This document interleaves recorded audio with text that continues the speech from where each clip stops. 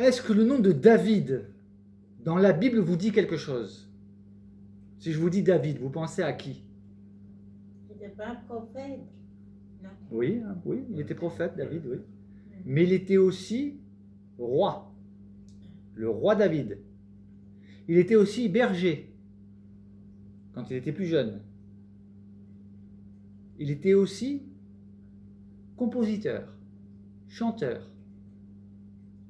paroles et musique. Il était doué, David.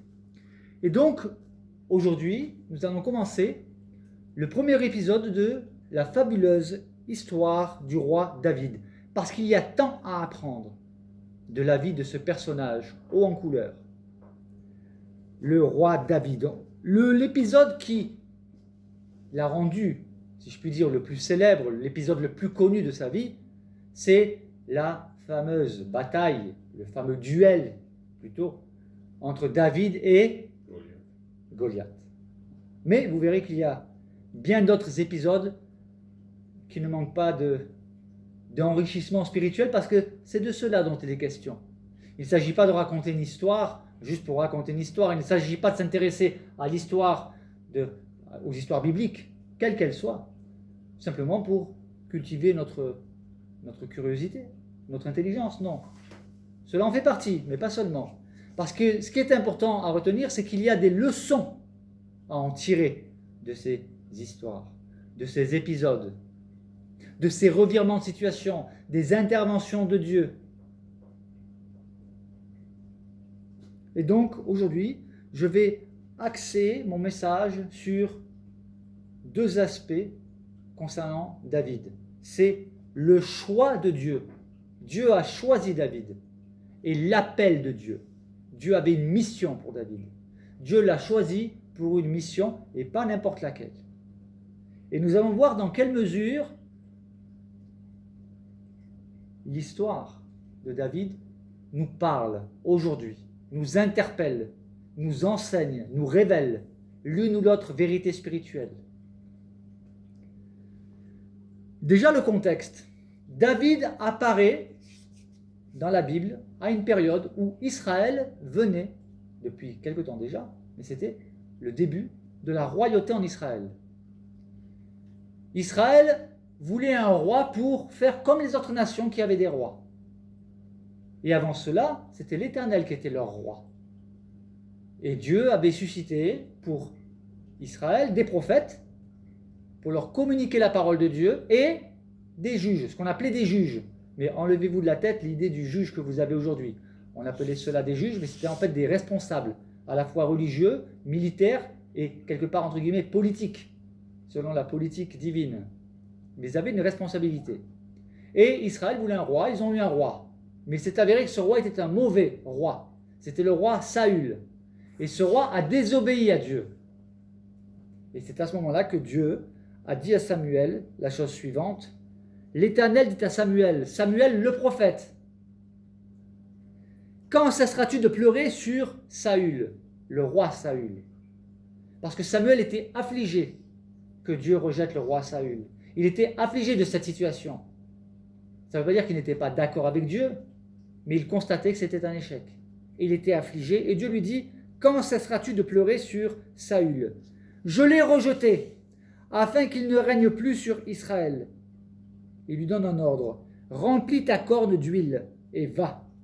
La corne d'huile, eh bien, c'est ce qui était utilisé pour oindre, c'est-à-dire pour consacrer soit un prophète, soit pour un appel précis, soit pour la royauté.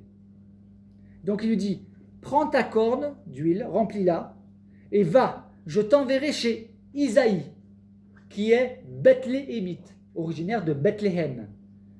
Car j'ai vu parmi ses fils celui que je désire pour roi. Donc Dieu dit à Samuel de se rendre chez un homme qui s'appelle Isaïe.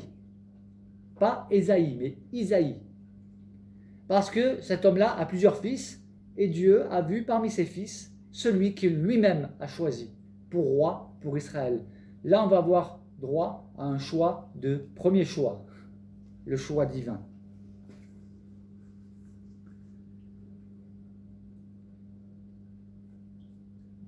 Je rappelle la référence biblique que je n'ai pas encore donnée. C'est dans le premier livre de Samuel, le chapitre 16, à partir du verset 1. Donc ça, c'est la première étape, c'est la décision de Dieu, le choix de Dieu. Dieu a fait un choix. Et nous allons voir que les choix de Dieu ne sont pas les choix que nous faisons. Nous avons tendance à nous tromper, et nous allons le voir plus loin. Mais Dieu, lui, il a tous les éléments. Il a accès à des éléments auxquels nous, simples humains, nous n'avons pas accès. Nous jugeons sur l'apparence, nous jugeons sur ce que nous voyons, sur ce que nous entendons, sur ce que nous pensons savoir, pensons comprendre de l'un ou de l'autre. Mais nous n'avons pas tous les éléments. Et surtout, le plus important, nous n'avons pas accès aux profondeurs du cœur humain. Le Seigneur, oui.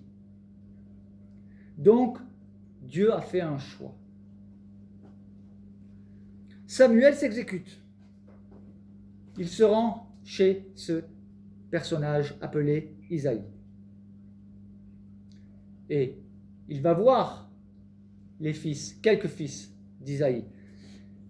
Lorsque Samuel entra, il se dit en voyant Eliab. Eliab, c'était un des fils de Isaïe. Il se dit en lui-même, c'est certainement lui que le Seigneur a choisi. Pourquoi s'est-il dit cela? Il faut savoir que les 3 fils aînés de ce Isaïe étaient engagés dans l'armée du roi Saül. C'étaient des militaires. Et manifestement, ils étaient costauds. Et lorsque Samuel le voit cet homme, Eliab, il se dit, certainement, c'est lui que le Seigneur a choisi. Et l'Éternel dit à Samuel, donc Dieu dit à son prophète, ne prends point garde à son apparence et à la hauteur de sa taille, car je l'ai rejeté.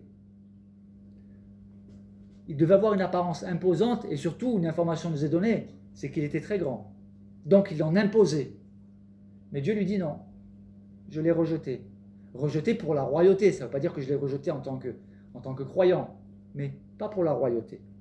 Je ne l'ai pas choisi pour la royauté. Et le Seigneur continue à dire à son prophète Samuel, l'Éternel ne considère pas ce que l'homme considère. L'homme regarde à ce qui frappe les yeux, mais l'Éternel regarde au cœur. C'est ce que je disais avant. Et certainement que nous aussi, à la place de Samuel, avec toutes les idées préconçues que nous pouvons avoir sur ce que doit être un roi, nous aurions peut-être réagi comme Samuel, voyant ce grand gaillard, costaud, militaire, qui devait certainement avoir un certain charisme. Oui, celui-là, oui, je le verrais bien roi. Eh bien non. Vous allez voir que le choix du Seigneur est relativement surprenant. Alors Isaïe appela Abinadab, un autre de ses fils, et il le fit passer devant Samuel. Et Samuel dit, l'Éternel n'a pas non plus choisi celui-ci. Là, Samuel, il est vraiment à l'écoute de Dieu.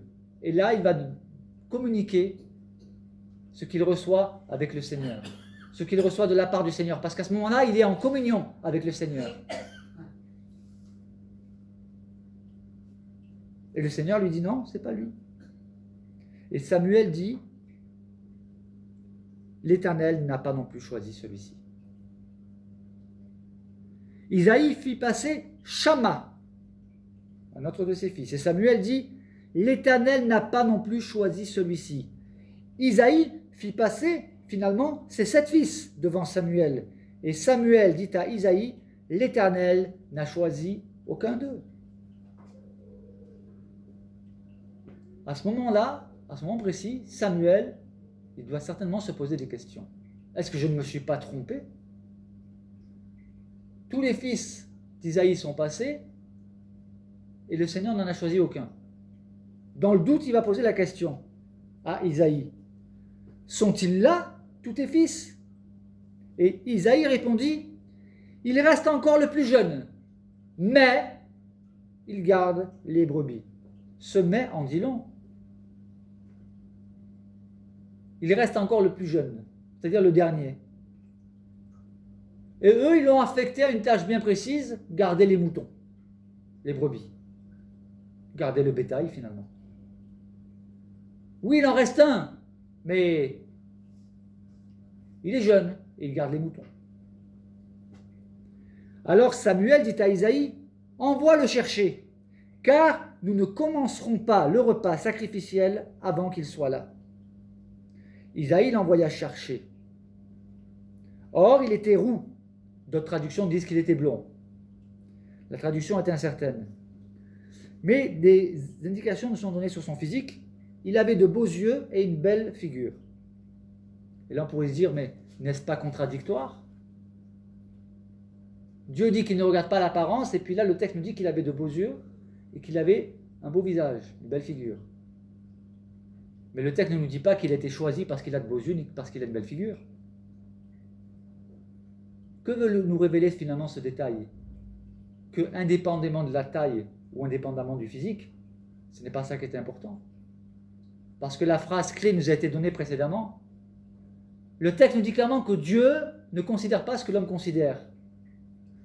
Entre nous, je ne pense pas d'avoir de beaux yeux et avoir un beau visage sont des critères valorisants pour la royauté. On est d'accord. Mais nous sommes de ceux qui considérons les apparences. Mais le texte nous dit clairement que Dieu ne considère pas ce que l'homme considère, car l'homme regarde à l'apparence, mais Dieu regarde au cœur. Et à ce moment-là, l'Éternel dit à Samuel, lève-toi, consacre-le, car c'est lui. Consacre-le avec la corne d'huile. Oins-le. C'est lui mon choix. Samuel s'exécuta, il prit la corne d'huile et il consacra David au milieu de ses frères. Et là, on peut se poser la question. Que s'est-il passé dans la tête de Isaïe? Que s'est-il passé dans la tête de ses frères? Et que s'est-il passé dans la tête de Samuel? Devant le choix de Dieu. Des questions apparaissent. Seigneur, es-tu sûr? Pour gouverner un peuple, tu choisis un berger, qui plus est, qui est très jeune. Mais nous allons voir que David a été choisi, il a été consacré, mais c'est plus tard qu'il prendra possession de manière pratique et effective de cette royauté. Quoi qu'il en soit, le choix de quoi nous surprendre? Un berger? Un berger. Tout comme Dieu a choisi un agriculteur, Gédéon, bien des années plus tôt, pour défendre Israël contre l'invasion des Madianites. Ouais. Le choix de Dieu.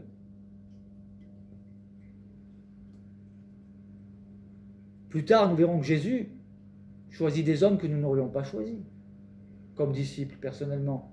Pierre, Jacques et Jean, pour ne nommer qu'eux. Pierre le fanfaron, Jacques et Jean les colériques. Et Jésus les a choisis comme disciples. Je ferme la parenthèse. C'est lui que j'ai choisi. Et le texte nous dit que l'Esprit de l'Éternel, c'est-à-dire le Saint-Esprit, a saisi David à ce moment-là. À partir de ce jour et dans la suite, Samuel se leva et s'en alla à Rama.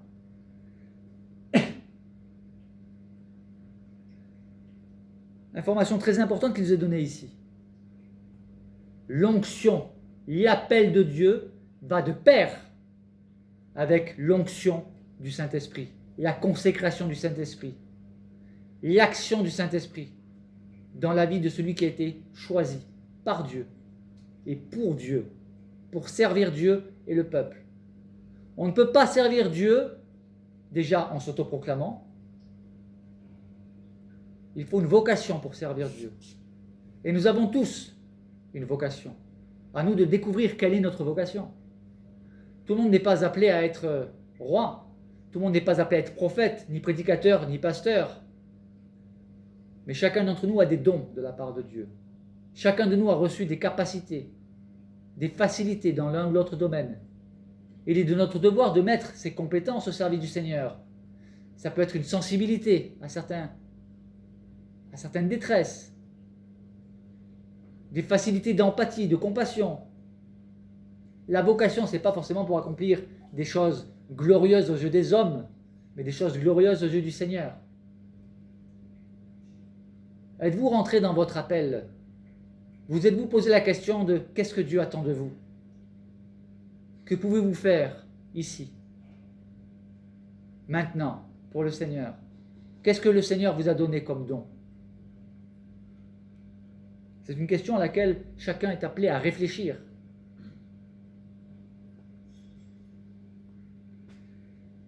Mais quoi qu'il en soit, quoi que nous fassions pour le Seigneur, nous avons besoin de l'onction du Saint-Esprit, de l'aide du Saint-Esprit, de l'enseignement du Saint-Esprit, de la conduite du Saint-Esprit. C'est une erreur, une hérésie de croire que par nos propres moyens, nos propres capacités, notre propre intelligence, nous sommes à même d'accomplir la volonté de Dieu avec l'efficacité qui, elle, seule, vient de Dieu. Nous pouvons faire des choses par nos propres forces, mais il n'y aura pas les fruits qui sont seuls produits par le Saint-Esprit. Le texte nous dit l'Esprit de l'Éternel saisit David, et nous verrons dans la suite de la vie de David à quel point le Saint-Esprit va agir dans David, à travers David, pour le peuple.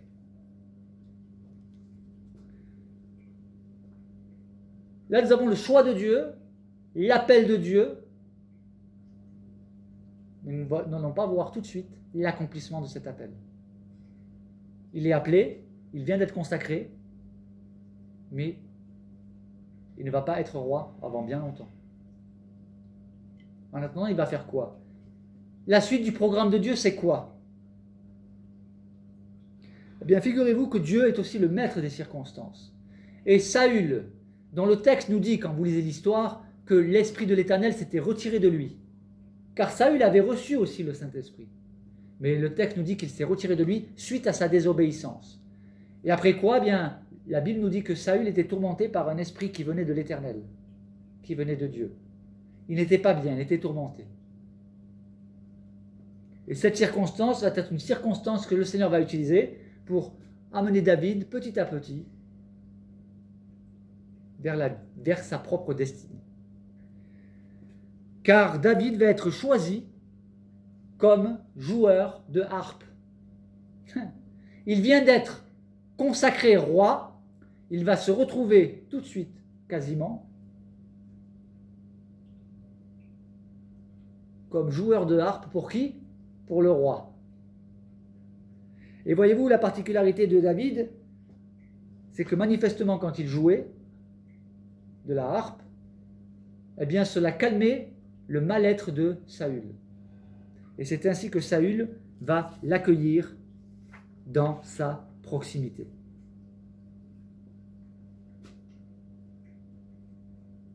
C'est donc le début d'une grande aventure. Quelle leçon pouvons-nous tirer pour nous aujourd'hui? Quel enseignement pouvons-nous retirer de ces quelques circonstances qui nous sont présentées par le texte biblique? Dieu appelle, Dieu choisit, pas selon les critères humains, selon les critères divins. Dieu a un plan pour toi. Dieu a un plan pour chacun d'entre vous. Un plan pour moi. Ce plan, cet appel peut être réel, concret, et pourtant, nous allons devoir passer par un chemin que j'appellerais un chemin d'humiliation. Pas dans le sens péjoratif du terme, mais un chemin d'humiliation dans le sens où nous sommes rendus humbles. Parce qu'il faut être humble. Et souvent, plus Dieu veut nous placer à un poste élevé, plus nous avons besoin de passer par un chemin d'humiliation. Sans quoi, cela a vite fait de nous monter à la tête. Et ainsi, nous pouvons tomber dans l'orgueil. Voilà quelques éléments à retenir.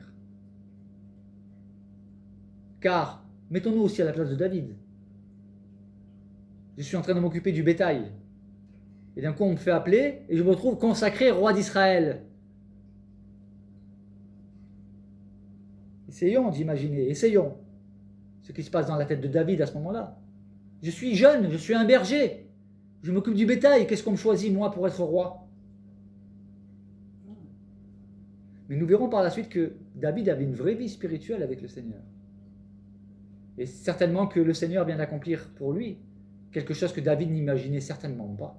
Parce que Dieu est capable de faire des choses qui sont infiniment, qui dépassent infiniment, au-delà, tout ce que nous pouvons imaginer ou penser.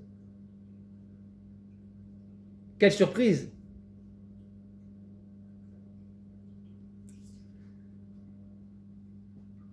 Et David, consacré roi par Dieu, il va commencer par mettre au service de Dieu, d'une manière très concrète, très pragmatique, un talent parmi tant d'autres, celui de la musique. Et quelquefois, Dieu peut nous appeler pour une mission particulière. Mais pour débuter, nous allons commencer par utiliser des capacités que Dieu nous a données dans des domaines qui, de prime abord, n'ont aucun lien avec l'appel de Dieu. Un roi a-t-il besoin de savoir jouer de la harpe pour être roi? Non. On peut être roi sans savoir jouer de la harpe. Et pourtant, ce don que David avait va être un moyen que Dieu va utiliser pour conduire David vers ce roi. Parce qu'il va apprendre beaucoup auprès de ce roi, au contact de ce roi. Et des contacts pas toujours bienveillants de la part du roi Saül, n'est-ce pas? Alors, je ne vais pas faire plus long aujourd'hui. C'était l'épisode 1, le choix et l'appel de Dieu. Et dans 15 jours, nous verrons cet épisode tellement connu qu'est celui du duel entre David et Goliath. Que le Seigneur nous bénisse et je vous encourage à lire, relire et méditer cette histoire. Amen.